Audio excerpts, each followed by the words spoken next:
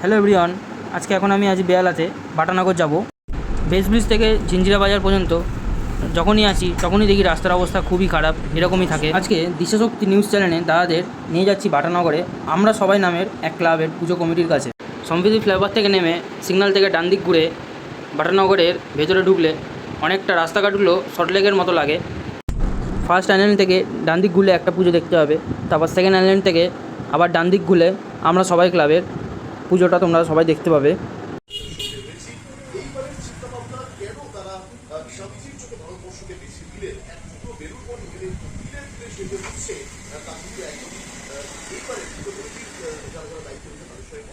আমরা সবাই ক্লাব এবার তাদের 18 বছর পূর্ণ করছে, তাই তারা বেলুড় মঠের থিম বানানোর জন্য কাজ নিয়ে এগিয়ে চলছে।